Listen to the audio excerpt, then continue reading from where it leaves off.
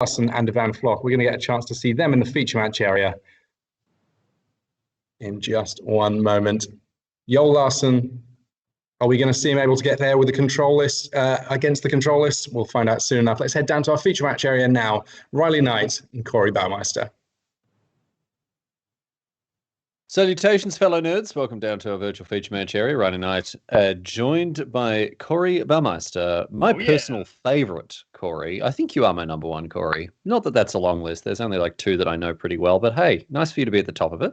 You need to really get your story straight, because first I was the worst, Corey. Literally the last round we commentated. Now I'm your best buddy. You must have had a very good lunch of Vegemite there, and you're ready to go, huh? Can I tell you? Actually, I'm running out. I need my Vegemite stocks are lower than they've ever been. It's not very good. Even Floch and Joel Larsson here. Sorry, go ahead, Corey. Congratulations on running out of that food item. I'll put that in quotes. Technically, it is a food item, yes. I know you've tried it. It's not to your liking, not to the liking of most people who haven't grown up with it. But Australian culinary delicacies aside, we have two European superstars here, Ivan Floch and Joel Larsson. A Slovak facing a Swede here. Joel Larsson, of course, many people remember him from his victory with Sultai Tradebinder. In the recent Players Tour, well, say recent, earlier on this year in Brussels. And Ivan Floch, of course, Pro Tour champion in his own right, as indeed is Joel Larsson. Larsson winning Pro Tour Origins many years ago. Ivan Floch winning, of course, that dramatic Nix Fleece Ram victory that I'm sure we all remember. But right now, both of these getting it done as part of our league play here. And once again, we've got Dimir Rogues, the deck of the tournament so far, up against this Bant trade binder deck now from Joel Larsson. Yeah, you gotta love seeing just two titans of the game playing against each other, even in the early rounds of the tournament. Usually, you have to get through that, get to the later rounds, and then you just start seeing, heavyweight after heavyweight. But the way that this style of tournament is designed, just every match is just full of absolute superstars. Yes, I mean this is the nature of the game, and we've got the NPL, the Rivals League, going at it like this. It's really no surprise to have as you say, stone cold bangers all the way down. Larsson here, off to an aggressive start with these two Thieves Guild Enforcers, although they have been forestalled by the 1/3 Cetessan Champion. This is an Enchantress type card that also gets larger every time a constellation is triggered by having an enchantment enter the battlefield. And another one is Archon of Sun's Grace in hand there. So you can see plenty of options here for Larsson, although that Elspeth Conquers Death probably not going to be the best card in this matchup. Yeah, it is better against this version than the other traditional Dimir Rogues, where you literally only have Lurrus as a target. But most of the time, these Zerasands, these other huge spells that Ivan Floch has, they either flash on an end step, you get your value, or are not the strongest targets because they've already just exactly that gained some value. I like this play from Joel, just playing it out there, saying this is going to make your next turn a little bit tougher because he will be under the ECD tax, and then bring something back for some value later. Mystical Dispute to deal with this ECD, however, puts a spanner in that particular work. Cetessan Champion going to get in all the same. Wow, interesting to see Larsson pushing through a point of damage there. And is this going to punish him here with this Zerasan? Oh, God. I mean, I guess it would have been punished regardless, but one would be blocked, the other one would get through. But yeah, with ECD on the other side, like this is insane right now, being able to get that permanent back. Yeah. Really, really brutal stuff here for Joel Larsson fans. Skyclave Apparition also milled. There's plenty of good options, but like hard to go past that ECD, especially when you've got such a juicy target. Yeah. I think Floch may actually have a look through his own graveyard to see what he might be able to get back with the Saga. But that is a juicy peach ripe for the plucking there, that ECD. It can take out the opposing Cetessan Champion, put Larsson himself under the tax, and then if anything needs to be brought back from the bin, well, ECD is the card for the job. So Zerasan, well and truly pulling a prank or two here. And it's back over to Larsson, who has Yashan, can pick out a Forest and a Plains here, keep that mana flowing. And it's interesting here, Zerasan was a card that was very widely dropped from these Dimir rogue strategies, just with all these Yorion decks playing to the battlefield and stuff. But it never really made the most sense to me. This card is so insanely powerful that just getting back any kind of permanent here, just that 2-for-1 value is just so good that it shocked me that there wasn't at least one or two. But Lurrus, of course, cannot be played with Zarasand. So there is a cost to be putting in a couple of these cards. And it's interesting to me that we still haven't found the, just with the thousands of hours, the millions of hours that are poured into, solving formats so quickly. We see standard formats sort of, settling down faster than ever before, Corey, just because, there's just so many people pouring so many hours into solving these things. It's surprising to me that we still don't have a broad consensus on the Rogues deck. It's not like, we've seen decks like Timur Adventures where 71 of the 74 cards are identical, and it's about, are you playing 2 Mystical Dispute or 3? How many Chainweb Arachnids you got? Whereas here, the internal diversity of these, there's no homogeneity with these rogues. Within the archetype, there's so much internal diversity. Yeah, I love that. And even more so, when we looked at Timur Adventures, there was literally 2 flex slots. It's were you playing 2 Aether Ghosts? Were you playing 1 Nissa? There was not too much that was really changing here. But what that screams out to me is just we're in such a healthy standard where the power level of cards is quite even instead of having a spike like Omnath where it's just well and above the best thing you can be doing. And now it just comes to these rogue decks metagaming from week to week. Do I want more counter spells because there's more Yorion? Is there more aggro? So now I want to play stuff like Zarasand to bring back Bone Crushers and stuff like that. And I love those little intricate choices that players have to make going into every single tournament, not just one metagame. Make these choices, no more deck building. It really incentivized the great deck builders to be able to essentially break it. Yes, and that's what's incentivized, of course, with this league play. It'll be coming your way for the rest of this weekend. Looking forward to being part of it and into the future as well. So be sure to keep an eye on things because we're going to see standard rapidly develop from here on out. And if there's this sort of, push me, pull you type metagame that emerges, certainly I think we're all hoping it does. Yes. Very promising early stages here as we have almost a scissors, paper, rock type thing with Rakdos and Yorion and the Rogues decks. So, and then there's the Dark Horse Gruul on the outside. We've seen a couple of people playing Embercleave decks or registering Embercleave decks this weekend as well. So, plenty of stuff to get across. Right now, Larsson well and truly on the back foot here. The backup plan of this Rogues deck, the beatdown plans, does sometimes get there, and Larsson's having a hard time keeping his snoot above water here. Really is. It's going to be pretty difficult. You got to really depend on this Archon to be able to stabilize yourself here. And Yo Larsson is really hoping to have an enchantment to follow this up. Then 2/2s taking down Thief Guild's Enforcers is absolutely insane here, but no huge follow-up. So we're only going to see, something like put Yorion into hand or make some food, gain a little bit of life. So a little unfortunate for Yol there. Yeah, I think here, sort of priced into the block, the Thieves Guild Enforcer is going to have to chump block, eat some food in order to survive. But a Drown the Loch off the top here, in addition to Brazen Borrow in hand here for Larsson, means that blocking is not going to be an easy thing for Floch to do. For Larsson to do, Floch in a commanding position here.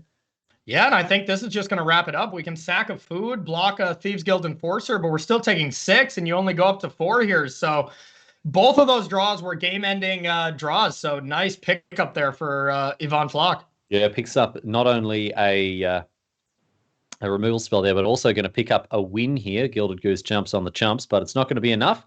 Larsson up to 4. But a quick crunching of the numbers reveals that is fewer than 6. And as a result, we enter the sideboards. Dimir Rogues proving to be the real deal, Corey, just as you and I said from the very beginning, mate. Yeah, from the beginning, we knew Dimir Rogues was for sure going to be above 50%. We do not have to flash that back, but it's looking good. And I got to say, there is so many different variations, like Cedric was saying earlier, that there's just so much you can do with it. And I'm really loving Ivan Floch and Stanislav Siska's version here that just makes it a lot tougher to play against. The Luris plan, you know exactly what's in your opponent deck. Now, granted, everybody knows exactly what's in the opponent's deck with open deck list, but looking at an open metagame, I think I would still favor this just because you have that unknown factor that people have to play against.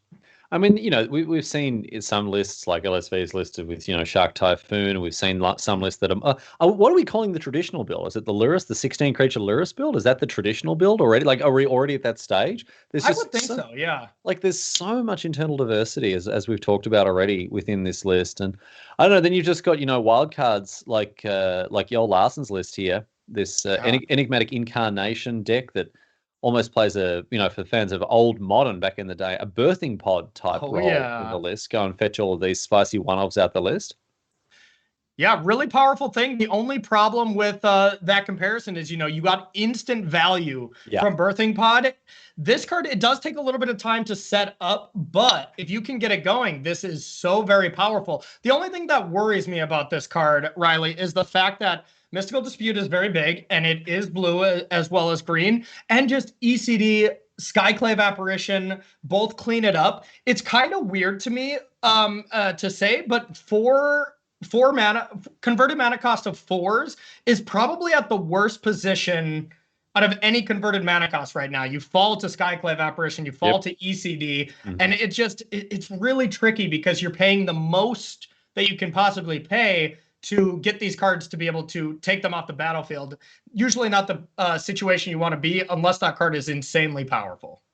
Yeah, it is funny how the Venn diagram between ECD and Skyclave Apparition, converges on 4. In some cases, you have to play it of a 3-drop, or I guess a 3-drop is just as much of a liability with ECD. But 3 and 4, yep. Yeah, but it's funny because obviously 4 is a higher investment. Yeah, but if you've got a 5-drop, you play great, nice Skyclave Apparition there. And if you're playing a 5-drop with high impact, maybe it's already having doing something enough to justify it in the face of an ECD. In any case, these players getting ready for game number 2 here, Joel Larsson versus Ivan Floch as part of our league weekend coverage. Certainly a great pleasure to have your company around the world. Thanks for choosing to hang out with us. Riley Knight joined by Corey Baumeister. You know it. And it looks brutal mold to 5 here. Yeah. A mulligan to 5 for Ivan Floch, and that's not how you want to start your game 2. Definitely not. And, Ivan Floch being 1-1 in this tournament, Joel Larsson is yet to pick up a win. Unfortunate for his spicy brew. And you may ask yourself, how are they playing at this record? And that is because we are just playing round robin, so you're just eventually going to play everyone. So we could run into situations where we see 7-1 players playing against 1-7 players, but that doesn't take away from anything because every single point matters from here to every single 7 league weekends. So every match matters just as much. So 0-2 is not as demoralizing as it is in normal tournament play. It's funny talking to people from other esports about the way that, Magic tournament structures and all that sort of stuff, and our Swiss, because Swiss is often used in chess as well and other games as well. Yep. And it's funny talking to people about the tournament structures of Magic and how weird we as Magic players find it when coming across what are, for most people, very normal tournament structures, like a round robin, like, wait, what? But if I'm like 5-1, I shouldn't be playing against someone who's like 2 and 4. That's ridiculous. But that's actually quite a normal thing in many esports to come across, structures like that, especially in league play. So, this is going to be, a bit of a variation on what we're used to when it comes to competitive Magic, because the Swiss pairing system is obviously the backbone of competitive Magic. But when it comes to leagues, it is a little different. And I suppose that's the great equalizer, right? Like as Tim said at the top of the show, there's no dodging anyone. You have to play everyone. You're gonna have to face off against everyone at some point. Yeah, they're going to have to play so many matches here. Pretty interesting to me that Ivan Floch chose not to play a Thieves Guild Enforcer there, but it ended up working out quite great. There was no Skyclave Apparition target. So Joel Larsson's only play was just put a Yoring in hand, move on. Big brain stuff. Blank all of your opponent's removal by just not casting your creatures. Next level. Really, it's incredible. No 4th land here for Ivan, who still has a decent hand after a pretty rambunctious mulligan. Got that Drown the Loch. I don't know how much work that's going to do here with an empty graveyard for Larsson, but still the Shark chipping away. And a decent looking hand here for Larsson, who picks up a Destiny Spinner. In addition to, you can see all the goods he's working with in hand. But this enigmatic incarnation can be punished very easily, as indeed can anything, by this mystical dispute. Yep, we're seeing that exactly what I was saying earlier here is, while it's a very powerful card, the 4-mana enchantment of, like, let's say Doom Foretold gets to play around this style of counterspell a lot easier. So if your opponent's only leaving open 1 mana, you really get to punish them by playing something that is not blue. And that has been the name of the game in Standard for quite a while, with Mystical Dispute being around, because it's just that powerful of a counterspell and kind of breaks the mold of any counterspell we've seen in modern day Magic. Flusterstorm, something like that, is still played all the time in very eternal formats because it does cost 1 mana. So 1 mana counterspells in Standard are naturally going to be very, very good. And there's sort of this little heuristic, right, that we have, that if you play a creature, it can't be counted for 1 mana. There are so few cards in Standard, well, in there's hardly any in Standard. And even if you broaden the aperture to older formats as well, Pioneer, maybe even Modern, there are so few creatures, or so few counters that can deal with a creature for 1 mana. Mm-hmm. And Mystical Dispute is one of them. If you're going to play a blue creature, if you're going to tap out for a big blue spell, Mystical Dispute always has to be at the back of your mind. And again, I mean, I said it before and I'll say it again, it really has surprised me, and I'm sure other people count themselves amongst this as well, just how good a 3-mana mana leak is. Yeah. Absolutely. The card is still just perfectly fine on its own, especially on the play, on the draw, depending on what non-blue deck you're playing against. It can just be too slow and be a bit of a liability. But for the most part, it's just perfectly fine. Especially in a Standard format like this, one that's still under development, not super aggressive. I think the players who have come with very aggressive decks are definitely playing from a point of disadvantage. It is a grindy format at the moment. Is that the right way to say it? I think it's a format that is based around value and 2-for-1s and incremental advantage. Yeah. Is that a fair comment? That's fair. I think grindy is a very fair term. And to be completely honest, this is what Standard has been about, pre-2019 Magic. So it feels good to get this back, where games do last that, hour long, and where aggressive decks have to be very focused to play around removal, because Standard is always about this 2-for-1 games, or 2-for-1 spells and stuff like that. So the aggressive decks that we're seeing that are focused on beating the certain key pieces of removal out there, I think are going to get very rewarded. Like Gruul Adventures, I think the players that are playing that, I think that's going to be the sleeper of the weekend. And I'm no biased opinion here that, my brother is playing Gruul Adventures, but I really do, I do think that deck is well positioned for this metagame. Did Brad steal that deck off my stream like he steals all of his other content off my stream? Exactly. Yeah, he was thinking about playing Riley Knights, but he decided to just go with that'd be too obvious. Instead. Way too obvious. Yeah. So he just named it. Brad Nelson recently has just been living in my head rent free, pilting deck lists, followers, Twitter jokes, all sorts of stuff off me. The man has no shame. He's got no shame. It's unreal. I mean, maybe you should just be, not as good at the game, and then this stuff. So it's this imitation is the sincerest form of flattery from Brad Nelson. Yeah. Yes, excellent. Exactly. Well, all right. Well, I'll be talking for him for a chop out of that clout that he receives after cracking it this weekend, because some of that certainly belongs to me. Citizen Champion picking up a counter here. It's a 2-4 now, and a Mystic Subdual, which is not a card that we have seen too much of. And just a reminder for those of you who may need a bit of help with it. It's a 2-mana enchantment, an aura that gives -4/-0. But importantly, the creature that's enchanted, that is enchanted with it, loses all abilities. And this is key, even on something as innocuous as a Thieves' Guild Enforcer, because it turns off that mill ability. 100%. And I got to correct you, it is -2. So not quite as powerful as that. Is it only -2? It's only -2. That's why it is, it's kind of brutal that it's not that good against aggressive decks.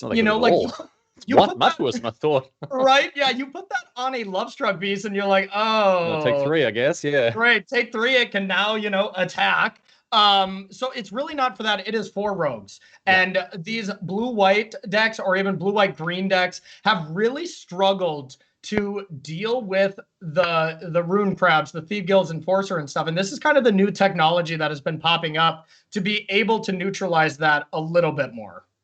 Also, you can sacrifice the enigmatic incarnation in later games, maybe when the ability is a little less relevant to keep under the subdual.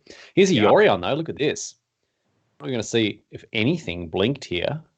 Okay, the Enigmatic Incarnation, and interestingly, that Subdual. Mm-hmm. And maybe the Subdual is going to come back on the Gadwick to turn off the tap ability. Could see that. It's probably coming back on the same thing. It might come back on Gadwick, but the main thing is getting that Setsang Champion again. So no matter what, you want to do that because the value here you get from Constellation and Yorion Sky Nomad is off the charts. This is really the reason why the green-white Yorion decks even came to any real true power, just because flashing in these things, with Setsang Champion and stuff like that is just so very, very powerful. Similar to the Great Henge, flashing in creatures again like that with Yorion, and then just drawing 3 or 4 cards when they come into play is just extremely powerful. Yeah, and that's a key difference between Setessan Champion and something like Enchantress's Presence or the old Argothian Enchantress type ones that relied on the cast trigger. This is when it enters the battlefield, not when you cast it. So sometimes that's a liability in the face of counterspells. It's not what you want to see, but certainly very good when you can blink your enchantments, as we're seeing here with Yorion. So that Setessan Champion, she's been hitting the gym. She's getting swole. She's getting huge. And now a 6/8. 6/8 is huge here. And, these enforcers are attacking with more than likely some plan to give him death touch, because on the surface value, this doesn't look great. So we must be pretty close. 1 removal spell away from putting a creature into the graveyard to be able to crank that up to 8 cards, to be able to trade with anything here. Otherwise, this attack would not be the best, to say the least. No, it must be 7 cards there. So it must be, just a case of 1 more Drown the Loch, removing perhaps an unblocked creature in order to trade with the Thieves Guild Enforcer. And, we talked about the 2-for-1 game that the Rogues deck wants to play, and it's quite happy to just play a 1-for-1 game and then refuel with Into the Story or, Agadeem's Awakening as a way for it to recoup lost value. And so trading off these Thieves Guild Enforcers, as this is the other thing.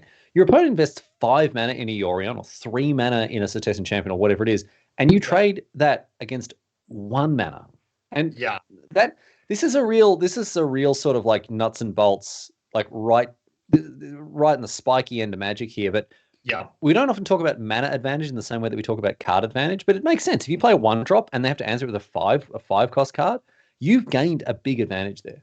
Exactly. Trading up, is a very, very important thing to be doing in Magic, and it really incentivizes to play these kind of cards. Otherwise, a 3/2, not that big of a deal, but when it can gain death touch and you can really trade with anything late game on top of the ability, it is just such a fantastic card, and probably the best 1-drop in Standard right now, and probably not even too close.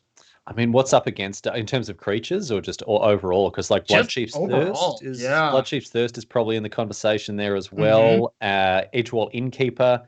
Yeah, Innkeeper is probably a close one there for sure. But it's not a long list. Yeah. Nope. It's not a long list. Definitely not. Obviously, Venerable Knight, but, we don't need to. That's clearly the... That's S tier. Yeah, that's the top. We know that one. Didn't have to talk too much about that. Fervent Champion, of course. Give people the old Javier handshake. Don't think we're going to see too much of that this weekend. Yeah, poor Javier Dominguez there, not being able to play a successful mono red deck. And honestly, that is the product of just Yorion and Skyclave Apparition. The value you gain from that, and just anytime you can blink a powerful removal like that, just shuts down that type of aggro deck quite nicely, even though Embercleave and Little Red creatures have been just such a powerful plan in the course of Magic for so long. Yeah, Anax plus Embercleave is not the potent combo it used to. I mean, it's no less potent, I guess. It's just not as well placed. It's easy to unpick a lot of what Mono Red is doing at the moment. Not too unhappy about that, but I would love Gruul to be back amongst it, to be honest. You gotta give that Gruul Adventures list a try. It is quite strong. I must say. Yep. Oh yeah, you betcha. You betcha. We're going to see a potential chump block here against the Setessan Champion, which once again she's been doing those bicep curls, working on the tries, the dats, the lelts. That's a secret muscle that they don't tell you about. Okay. Yeah. I'm not allowed to. What are you doing at the gym, man? I'm working out my lelts all the time, mate. I don't know. I wouldn't know. I wouldn't know a deltoid from a glute. I'll tell you that. All right, here is Skyclave Apparition. And this is where Skyclave Apparition really shines, because you're taking out a high impact card, right? You're taking out this 3/2 Death Toucher, and even if they remove the Skyclave Apparition, they just get a 1/1 back, and you're not worried about that.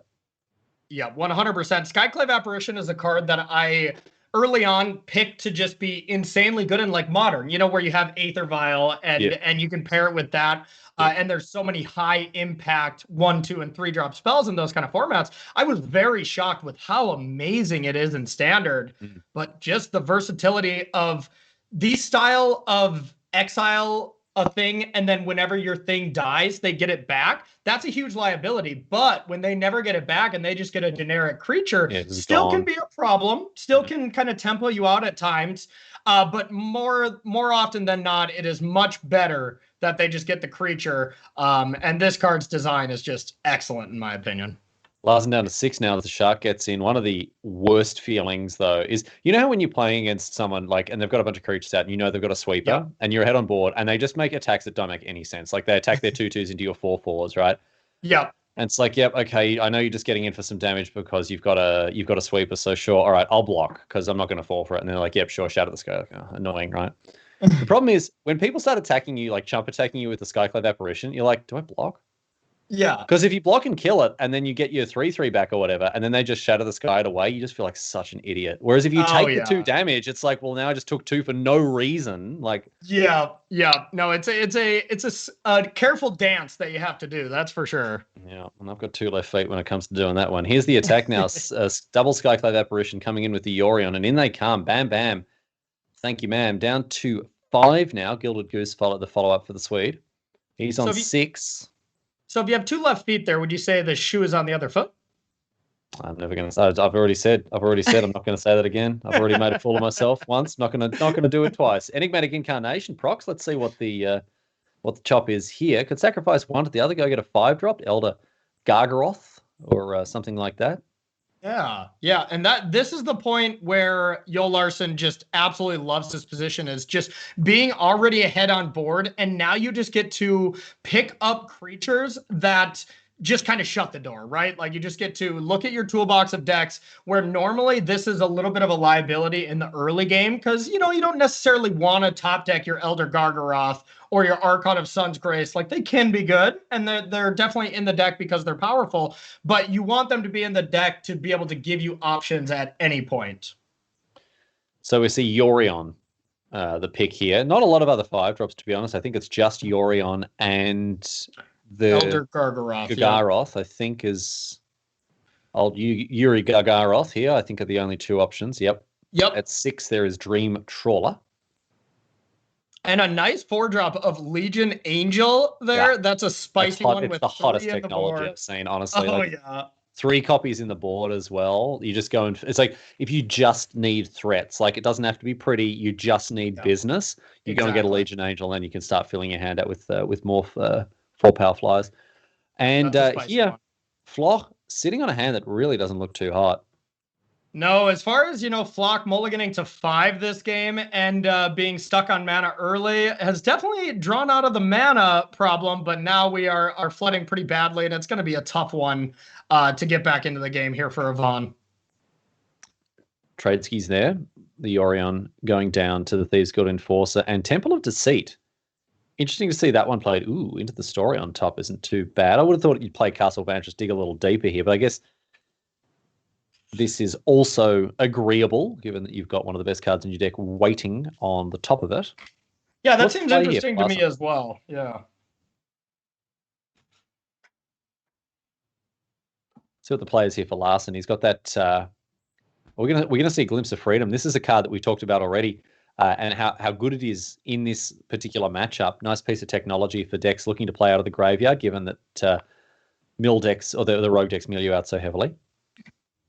Really cool piece of technology that I had not even really thought of until I saw these lists comes out. And I'm like, ooh, that is a nice one. When you don't have access to black, I think Cling to Dust is just probably a better option as far as escape ways to manage your own graveyard. Being able to escape 5 cards and then actually exile another one with Cling can take the max amount of cards out of your graveyard. But Glimpse, just an excellent option to keep recasting that at 3 mana is very good.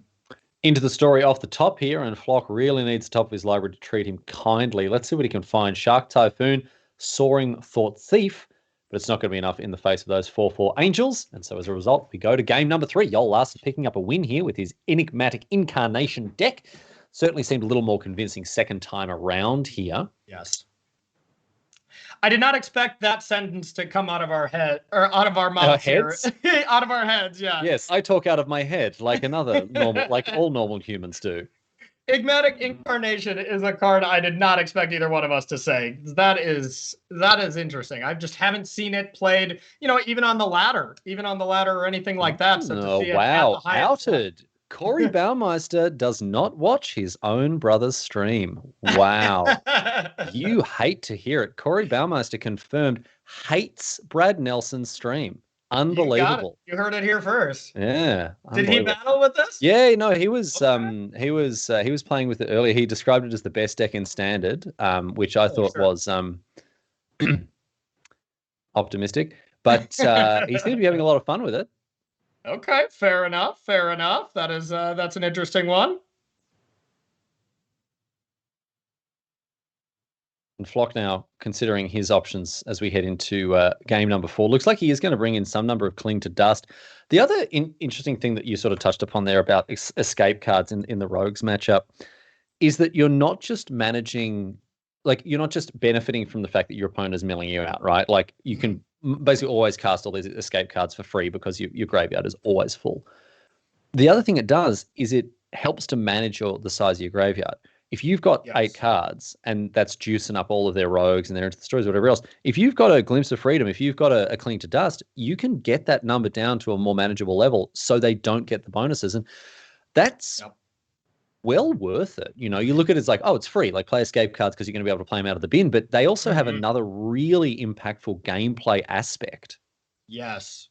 No, 100% agree. I've had so many situations where I'm at 6 cards in my graveyard with like a Cling to Dust in there that they milled over for me, thankfully. And they just have, into the story 4 mana. They're waiting for me to crack a Fabled Passage or something like that. And instead you just start the turn by lowering your graveyard to 1 card, that 1 Cling. And now all of a sudden they have to do all that rebuilding just to make their spells castable again. So being able to attack them on both fronts like that is insanely valuable, because these cards are just not good. Like Into the Story at 7 is just unplayable. Yeah, for sure. You're playing. I mean, we've talked about we've given massive ups to Thieves Guild Enforcer recently as a 1-mana 1/1 with like no real ability that affects the board. At least it's just not a playable card, right? Like no one's playing Overwhelmed Apprentice, and there's a good reason for that. Exactly. Yeah, I totally agree. But when you start to look at it as they compile with other rogues, that's when you get the power from them. But yeah, on surface value, it is not great. And Larsson here, I mean, he'd love the opportunity to thin out his graveyard a little bit. He's not going to get it. These Thieves Guild Enforcers, I mean, Floch thought about that attack. Is there any reason not to attack there?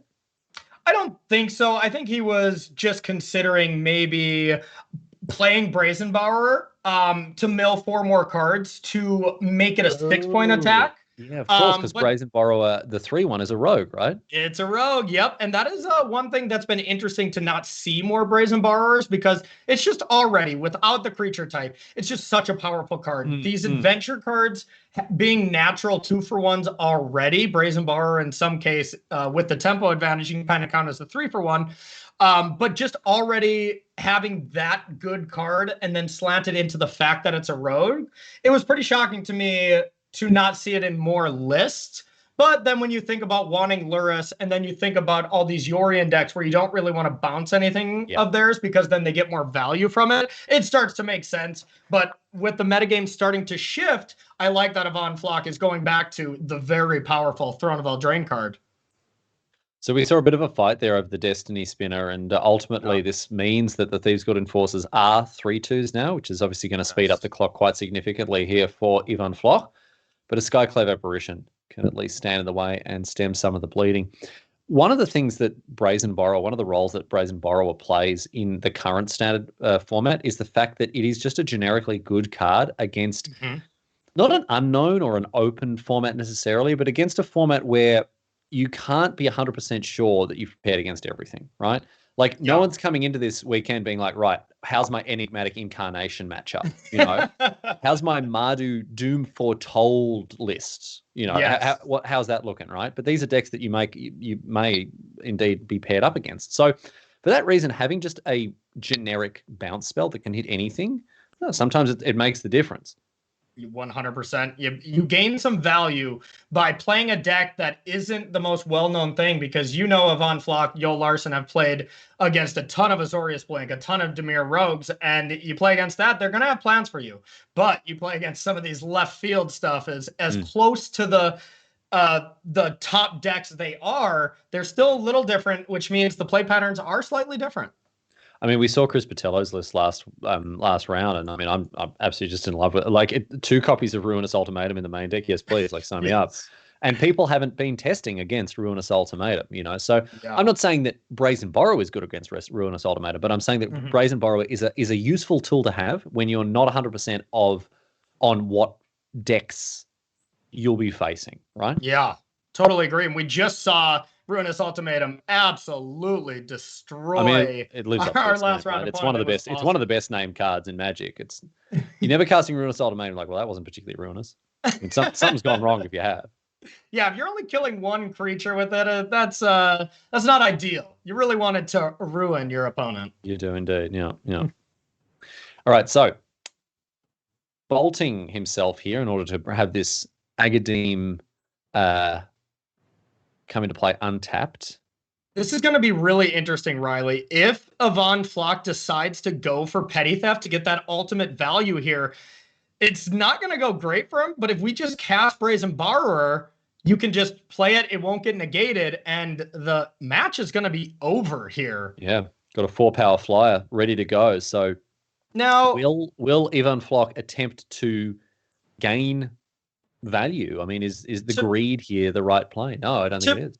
To be fair, it actually doesn't matter, because even if the Petty Theft gets countered, you just play Soaring Thought Thief and then the game ends. So realistically, either option was going to be game winning. And with only having 1 card in Yol's hand, Yvonne Floch's got 2 threats that are going to be lethal. So all wrapped up there. Congrats to Yvonne. Yes. I guess with that shark there, it didn't really make a lick of difference. And so Yvonne Floch wins with Rogues, as we would have predicted right from the outset here. Both Corey and I have been very high on this deck. It obviously is a significant portion of the metagame, and with good reason, with good matchups across the board and a projected win rate of well above 50%. Both of us are anticipating the Rogues deck to do good work throughout this weekend and beyond. Having said that, certainly by no means is it unbeatable.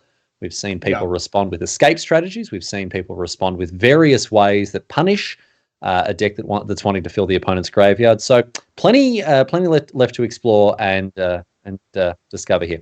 Anyway, we are going to head back to the desk here, I believe. We've got Tim standing by, and we'll be able to chat about what's coming up in our next round. So take it away. Thank you, Tim. Thank you, Riley. Yeah, we've got a nice one actually heading up for you now. A couple of slightly different decks here. We get a chance to check in with some different types of deck building. Greg Orange. We know him as a control player, but as it turns out for this event, he's gone with a list that rather than trying to control things with blue cards, he's on Abzan Doom Foretold. So this time round, we're not going to see our Ruinous Ultimatums. We've got green, black, and white working in the Doom Foretold deck there. And on the other side of things, he's going to be up against Brent Voss, Dutch player. Originally saw him pioneering things, no pun intended, with Underworld Breach Storm. He's on Esper Blink this time around. So we've got still more Yorion decks. I mean, if we're talking about how varied the rogue decks are in this field, the variation we're seeing on the Yorion decks is pretty substantial indeed here. We're going to get a chance to see each of these players in action very, very soon. We're going to have their match for you, joining it partway through after these messages.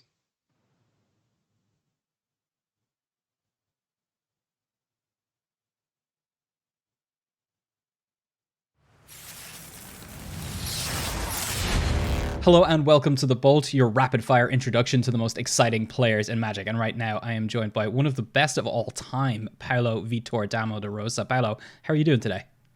Good. How are you? I'm good, thanks. So let's just straight into some questions. Can you tell me the set you started playing Magic with? I went to the store and I bought a starter of 4th edition and a pack of Homelands. So I think those were the newest sets that had just come out when I started. Do you have a favorite deck ever? Probably my favorite deck ever is probably Fairies. It's a blue-black tempo deck that you get to play aggro and control at the same time. So I really like that style where you have to transition from one to another. And I played it a lot, and I did quite well with it. So that would probably be my favorite deck. What's a card you really don't like seeing played against you?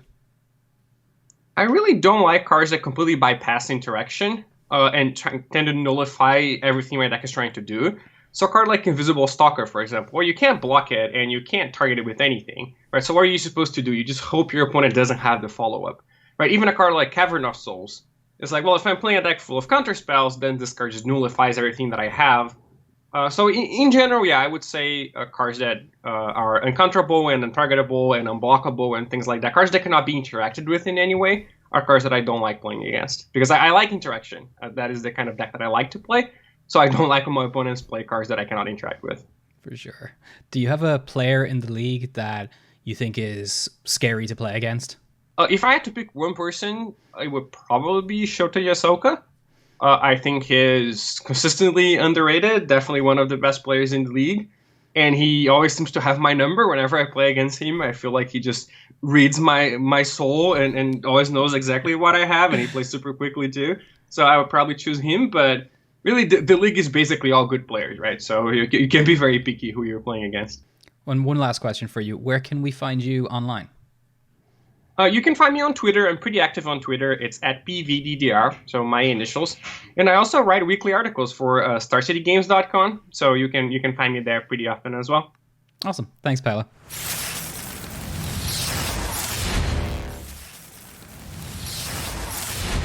Hello and welcome to The Bolt, the fastest way to get to know the most exciting players in Magic the Gathering. And right now I am joined by Brad Nelson. Brad, how are you doing? I'm doing good. How about yourself? Not too bad, thanks. Let's get straight into some questions here. So what is your favorite Magic deck ever? Oh, wow. I'm probably just going to have to go with...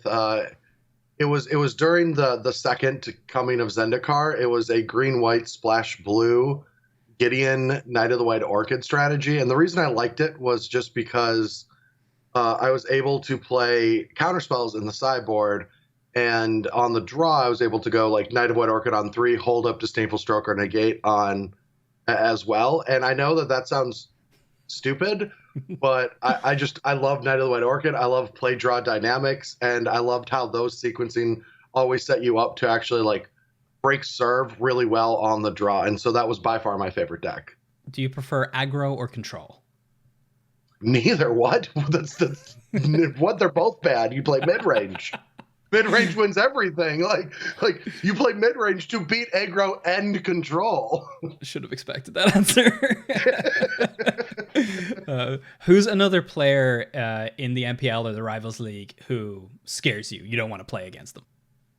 Honestly, no one. I know that sounds, really like I'm full of myself, but I think you have to be. And also, I think it's up to me to try my hardest when I'm fully committed to the game and I'm focused and I'm getting to play standard. I'm really good, and I did really well in league play in 2019. And so when they said that most of this year was going to be based on these leagues, I felt really good about my chances. So, I mean, I think I'm going to be one of the 4 people that stay in the MPL without having to play Gauntlet.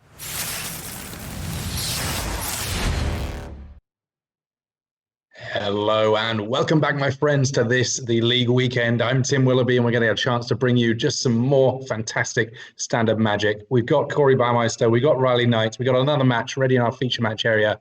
It's Brent Voss and Greg Orange. Welcome back to the feature match area here, everyone. Riley Knight joined by Corey Baumeister, and we're jumping into a game between Gregory Orange and Brent Voss, as we mentioned, and I'm very excited to see these two, what are effectively both Yorion decks, although, Corey, 2 Yorion decks of very different natures. Very different, and honestly quite different from even the list that we were seeing before the tournament here. We've seen Esper decks, but they've really been in the vein of playing Esper Doom Foretold, and that really does limit how you can build your deck, because with Doom Foretold, you are very incentivized to playing to the battlefield, so you don't want to play a ton of counter spells, that style of thing. But Brent just deciding to just be black basically for some clings and the very powerful card Elspeth's Nightmare. That card has been so impressive against the rogue strategy, and we see both players value that as well, and both of them are playing a ton of copies. So talk about this card, because I'm yet to be sold on Elspeth's Nightmare. I think obviously it's very good in Doom Foretold list because you can sacrifice it after maybe sniping a creature, but it doesn't kill the 3/2 once the Thieves Guild Enforcer has been juiced up. How relevant is that third chapter? I don't know. Sell me on this card. I think it is unbelievable. So the way that I value this card, if 2 of the modes are good, this card is great. If 3 of the modes are good, this card is unbelievable. And the natural way it progresses into Doom Foretold, like you were just saying, is awesome. Getting to kill a creature, duress them essentially by with the chapter 2, and then sacrifice it before you get to the most of the time useless chapter 3. But being against rogues, exiling their graveyard when they do have things like Cling to Dust, Luris to bring stuff back is relevant, but like picking off a Rune Crab and then taking a counter spell on that key turn when you want to resolve Doom Foretold or you want to resolve a Yorion or something like that is excellent. So when Esper Doom is the deck I've been loving the most and what I would have submitted if I was playing in this tournament, and just being able to play Elspeth's Nightmare even without a creature on the board that you would kill right before a turn when you want to play something very effective like Dance of the Manse, Yorion, something like that, to be able to go to chapter 2, look at their hand and say, hey, you have to have 2 counter spells to deal with it. I think this card is very undervalued right now, and I'm glad these 2 players kind of agree with me and decide to play 3 in the main deck for each of them. I think the important thing to note about it, I guess, is that most decks at the moment are running a balance of creatures and non-creature spells. Yes. And if you miss with either on Elspeth's Nightmare, it's pretty unimpressive. The exile in the graveyard isn't super relevant a lot of the time. But pretty bad, I agree. It's actually like kind of bad to do that in in some cases. I mean, rogues decks aren't playing it for that very reason. But if you can, just get the 2-for-1 for 3 mana across a couple of turns, like it does some work. Yeah, no, I've been pretty proud with it lately, and the fact that the go-to control deck is playing a ton of targets for the creature removal side. That's something we don't normally see in Magic's history. So that is the only reason that I think this card is main deckable. If it's only good against, the Edgewall Innkeepers, the Vulnerable Knights, let's say, and those kind of small creatures, Gilded Goose, et cetera, then I don't think it would be main deckable. It would just be a good niche sideboard card. But when it hits every deck, yeah, that's the thing, right? Like even the control decks are just playing 2/2s, so... Yep. Yeah. And even the Yorion Blink decks that are trying to be more controlling have Skyclave Apparition and Charming Prince. Yeah. So you still have targets for them as well, and they play counter spells, and they play ECDs and stuff. So I'm a huge fan of that card. Well, here is that Skyclave Apparition going to take out the Omen, of course. Can't go after the Yorion, given the Yorion costs 5. Here's the Doom Foretold trigger. And... forces the sack of the Yorion. So even though the Apparition couldn't get rid of the Yorion, still found a way to get rid of the 4/5 here. Exactly. And essentially cutting off the legs of Yorion decks is why I love Doom Foretold so much. Cutting off the legs in the sense that you are taking out the Omen of the Seas, you're taking out the Omen of the Sun, the Tomes, stuff like that make it, when you finally do cast Yorion, they don't have as much, power when it's just a 5-mana 4/5. So these style of decks, I really like how they attack Yorion to just stop the effectiveness of it. We could see ECD here to contest that Doom Foretold. Doom Foretold really can be a pain in the bum when it's just left unchecked, because obviously if you're playing a Doom Foretold list, then you've come prepared. You've got the little dorks, the 1/2s, the 1/1s, the omens, the eggs, the spare supplies, whatever, to sacrifice to it. So it's usually, that's what Doom Foretold decks are all about, breaking the symmetry of that effect, right? Exactly. Yep. Breaking it up a little bit. And then your opponent is always put in these weird spots where they're like, should I try to play through this card or just let it go and just let them get their value and stuff like that? And almost either way, it doesn't really matter. It's bad for you, really, regardless. See what's next up here. And of course, Brent is looking to bring some high impact card back from the bin, and there's nothing much more high impact than Yorion a lot of the time, although on this board it's not doing a lot. Exactly. Doom Foretold doing exactly what it wants to be doing right now and just minimizing the effectiveness of that beautiful bird serpent, and it doing a great job of it. This Greg Orange list really is a special one. It's funny because I think you could remove, like surgically remove a bunch of cards and have like a functional Abzan mid-range list, right? Yep. Like if you took a bunch of cards out of it, it would still be like a normal looking deck list, but altogether it's this symphony of like I just like the fact that it's a Doom Foretold list that is kind of built into almost like almost in a parasitic way into just a generic sort of Abzan mid-range list. It's very cool. Yep.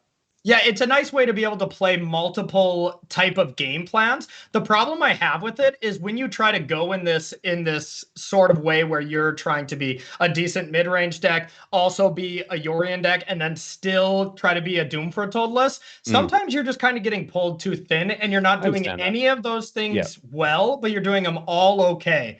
So I really, really have not been the biggest fan of these Abzan decks. I know even like Ben S is playing it in MPL and stuff, and a lot of other great players are playing it. So I'm really excited to see how it does, because I tend to really like to play a deck that is more focused on one particular game plan than trying to wear yourself thin with these kind of things here. And I just hate losing Omen of the Sea with Yorion. That card is so very powerful in a low-key way.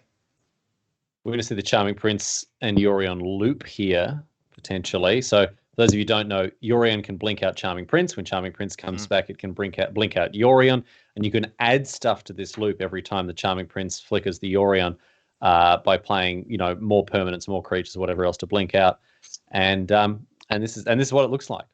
And here's going after Skyclave Apparition going after and opposing the Skyclave Apparition here. Go ahead, sorry. And you saw a little bit of a pause from Brent because there is a really cool interaction that isn't really super obvious to everyone here. And that's if you have Skyclave Apparition and Charming Prince, both of those abilities on the stack at your end step, similar to Yorion as well. If you put the Skyclave Apparition ability to exile something at the back of all your triggers and then you exile it with Charming Prince, it's not like how other things are worded in the past where you get it until this card leaves play. You get to exile something permanently and you do not get the illusion or anything like that if you stack it correctly. It works like Oblivion Ring or Fiend Hunter rather than something like a Banishing Light. Yeah, exactly. It's a little unintuitive for newer players, but older players will be well aware of it.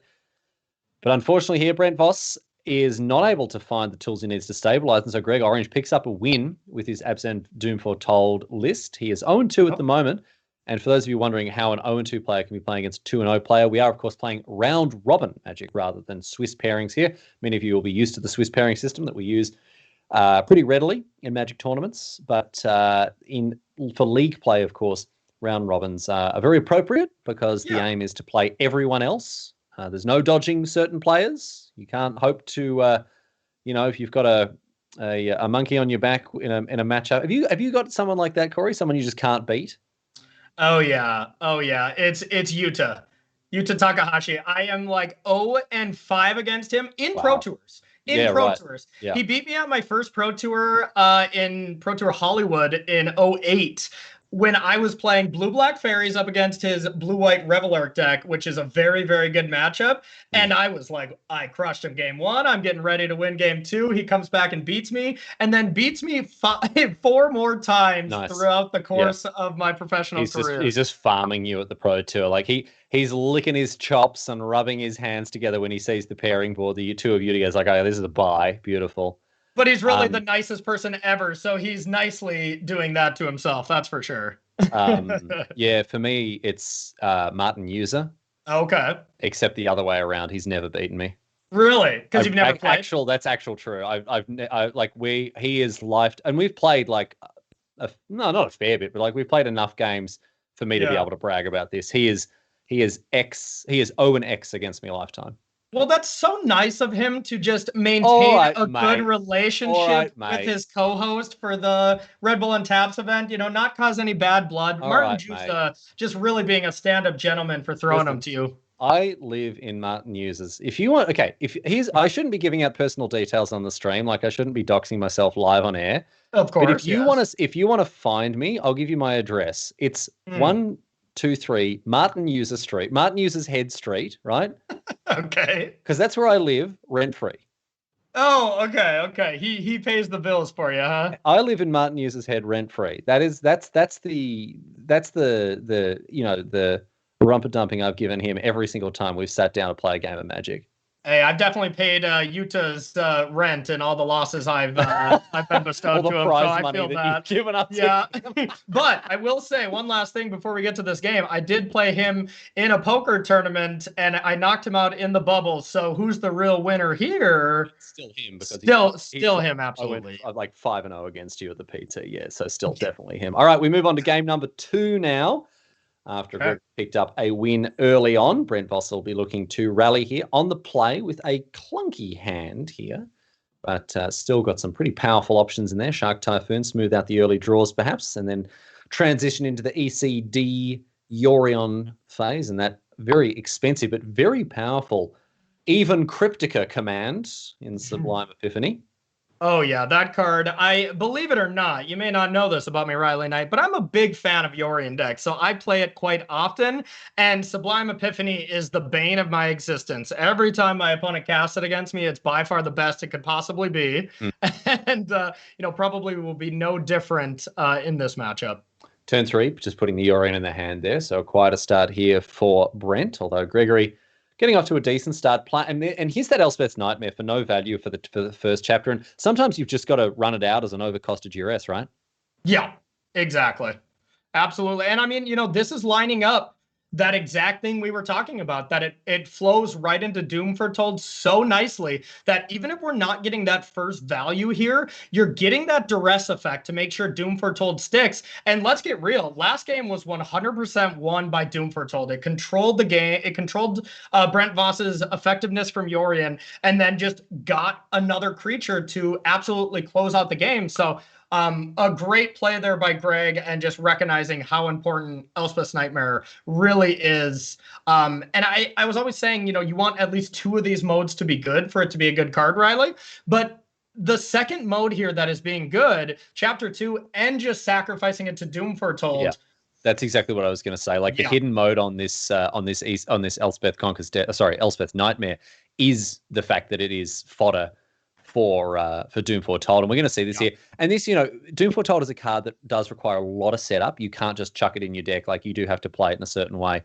And here, look, Brent kind of knows what is going on here. Like he knows the joke, if that's it. Like, that's how you want to play it. And so he's gonna play around the not getting blown out by Doom Foretold too badly. But this is the advantage. This is a reason that, it's kind of like the Doom Foretold players are always playing on home turf, because they've got the junk that they can chuck under the Doom Foretold bust, whether it's Elspeth's Nightmare, whether it's Golden Egg, whether it's even something like a Charming Prince if push comes to shove. So yeah, the Doom Foretold decks just look so much better because they are built to, as we said before, break the symmetry of the effect. Totally agree. You play a proactive game plan that now you're putting your opponent in the position where they have to react to you. Yeah. And sometimes that's not always best. Some decks that are only trying to be a permission style deck, now your opponent's playing at sorcery speed and you get to react to them. So it doesn't work against everything, but there are certain times when it looks good, it looks excellent. And it's working really nicely here, keeping Brent's board nice and clear. And we're going to see that continue now with an ECD taking care of Yorion. ECD in response here to get rid of the opposing Saga. So trading these powerful cards off. But the thing is, Greg's got a clock and it's ticking away. And Brent is going to have to do something to pull himself back into this one. I mean, Sublime Epiphany, it's got a Tolstoy-esque amount of words on it. But is it going to be enough to save him from this situation here? Yeah, it doesn't look great right now. Skyclave seems to be a better card right now, but man, Greg is just running away with card advantage here. A little unfortunate to not get another land there, I believe. I don't think Greg played a land there, so a little unfortunate. There, but hey, look, he's the one that's firmly in control of this game. Skyclave Apparition can deal with the Charming Prince, but it is something of a stopgap, I would have thought. Yeah, maybe Auto Tapper got Greg a little bit there to not leave open green with playing that Treacherous Blessing, because a couple of Gilded Geese could have joined the party there last turn. But still, like you said, Greg's looking quite good here, but could have been a little bit better. Yeah, the problem there was that with the Skyclave Apparition in hand, if you draw an untapped land, you want to play that, and that was, I think, what Auto Tapper's logic was there. But, I mean, who knows? None may penetrate the mysteries of the Auto Tapper algorithm. Likes to keep us on our toes. We just play it. Yeah, exactly. Skyclave Apparition is going to deal with the opposing one. Now, Sublime Epiphany is on the table. But again, what does it do? What are you doing? You bounce something, sure, or maybe counter something if they're going to play it, but it's not doing a whole lot. It's not doing its best work here. Yeah, right now, just got a feel for Brent. Just Doom Foretold, nickel and dimed him throughout this match. Now it just seemed like he didn't draw anywhere near as many cards, and just the fluid plan of Abzan Doom Foretold just making its plays every single turn, not worrying about counter spells, which is very off-brand for Gregory Orange, by the way. You know, we saw him take down his Pro Tour and basically every other tournament with some kind of Teferi control deck. So it's interesting to see him play this stuff, but yeah, it's just looking tough here. So Sublime Epiphany kept up here. Is it going to be enough? I mean, this attack from Gregory Orange is certainly lethal as it stands now. And is there anything that the Sublime Epiphany can do here to, I mean, there are so many, who knows really, given the number of lines of text on the card. We're going to see the Skyclave Apparition bounce, which gives you a blocker, right? Yep, gives you a blocker here from Skyclave Apparition leaving, so we're not dead quite yet, but Gregory Orange has just the world at his fingertips here with Wicked Wolf, more Skyclaves, Yorion, Geese. Like this is Greg's match to lose, that's for sure. An embarrassment of riches in the hands of Gregory Orange here. Yeah, Wicked Wolf can finish off that 3/3 there and live to tell the tale with the food token. You can play Elvish or Llanowar Visionary, excuse me, if you want to draw some more cards. Yep. But here, I mean, as you say, a good way to put it. It is Gregory Orange's game to lose. Gilded Goose to open the account. Going to take a ding from the Treacherous Blessing, but on 19 life, I don't think you're too worried about that. And Yorion as well takes to the sky. And here's the reason to play green with Yorion instead is these accelerants kind of give you that speed advantage against other Yorion decks, where you get to just play your spells a little bit faster, maybe play ECD before they can ECD it back, which is a huge interaction point. But also just keep getting these foods. So eventually when you find Trail of Crumbs, you just have so much fodder to be able to just restock your hand immediately. So Brent Voss now probably priced into playing this Amiria's Call here. Yep, there it is. Going to make 2 4/4s in order to hold down the fort and try to do some blocking. But even this, I mean, is this going to be enough? Skyclave Apparition can't go after them, of course. Here's Wicked Wolf. Plenty of food for the wolf to chomp down, and this is going to take care of one of those angels. A forced block now, a forced chump block against the Yorion. That's not what you want to see. Yep, no kidding. You're just kind of in the abyss, as I like to call it here, where you just have to keep chumping and really when there's not a ton of ways to get out of this, like Shadow of the Sky is in the sideboard. I highly doubt Brent even brought it in, but even if he draws it, it's not anything that's going to get you out of this with Wicked Wolf being able to just be a 7/7 indestructible creature. No big deal. Yeah, it's really no good at all. It's really no good at all here. Brent Voss, the Dutchman here, well and truly running out of options. And I wouldn't be surprised to see Gregory Orange get a W on the board here. On the board, yeah. A tough, being 0-2, this isn't as bad as a straight tournament where you're essentially eliminated, but it doesn't feel good. You know, starting your thing that you've been practicing from experience, based on your experiences with Yuta Takahashi. Yeah, I imagine. Yeah, absolutely. You can let us know. 0-4 and then sitting down against him again. Believe it or not, that feels even worse. Oh, yeah. So Elspeth's Nightmare plus Skyclave Apparition does not super solve the problem. And as a result, we're going to see Brent Voss pack him up and a 2-0 straight sets victory to Gregory Orange. He'll be very pleased with that after this was, of course, not the tournament the way he wanted to start his league weekend, but now at 1-2, probably feeling a little bit better about himself. So congratulations, Gregory Orange. A well-deserved victory with a deck